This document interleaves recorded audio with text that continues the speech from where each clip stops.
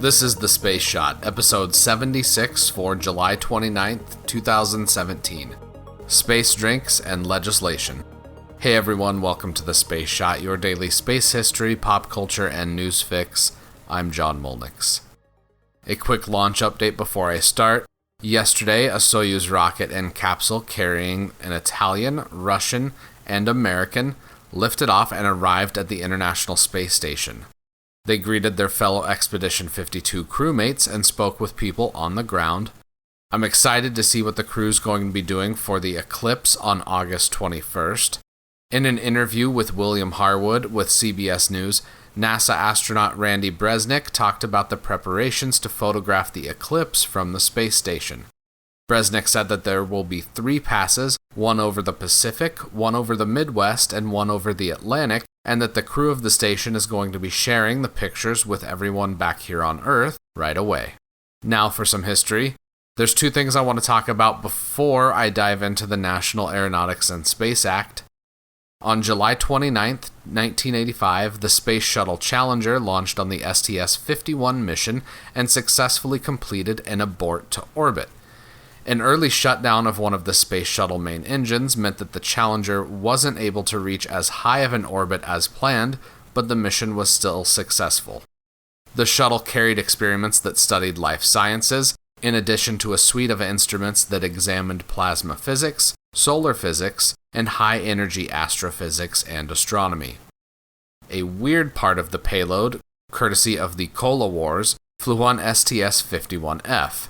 The crew of this Challenger mission tested the taste of Pepsi and Coca-Cola while in orbit, but according to a Space.com article that I'll link to in the show notes, they felt that the experiment was a failure due to a lack of refrigeration. I can't blame them. I'm not sure I'd want to drink room temperature pop either. Drinks and food in space are critical parts of crew's well-being during missions, and in future episodes I'll talk about this subject more. If you follow my Instagram feed, you'll know that I'm a bit of a coffee addict, so I really can't wait to talk about the ISS Espresso machine. Space espresso that can be enjoyed out of a specially designed zero-G cup? Sign me up. Also on this day in 2005, it was announced that Eris, a dwarf planet like Pluto, had been discovered. Eris was claimed to be the 10th planet, but with Pluto's demotion and redefining smaller bodies into dwarf planets, Eris was classified as a dwarf planet. Mike Brown, Chad Trujillo, and David Rabinowitz co-discovered Eris and confirmed its existence with follow-up observations in the years after they first observed it in 2003. Now let's talk about the creation of NASA. On July 29, 1958, President Dwight Eisenhower signed the National Aeronautics and Space Act of 1958 into law in order to, quote, provide for research into problems of flight within and outside the Earth's atmosphere and for other purposes.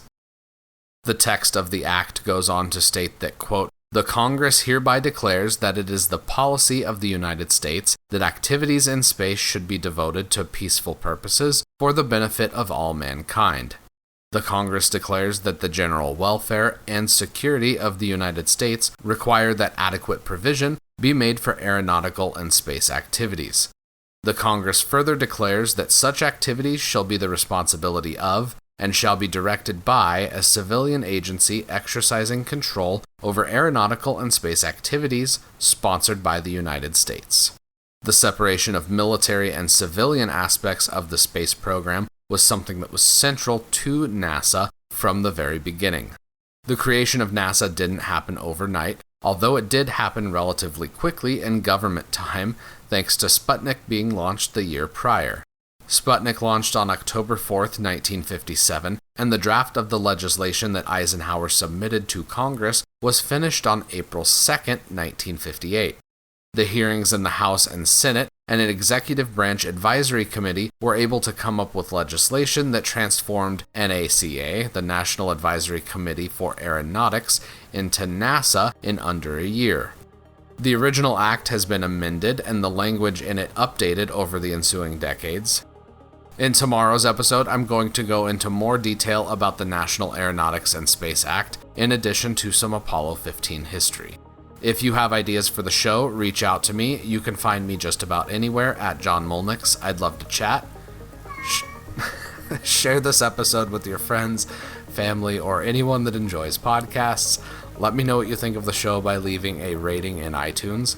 It takes just a minute to leave a rating, and it makes a huge difference by helping even more people find the show. I truly appreciate all of you listening. Thank you very much for subscribing to the podcast. I'm John Molnix, and I'll catch you on the flip side.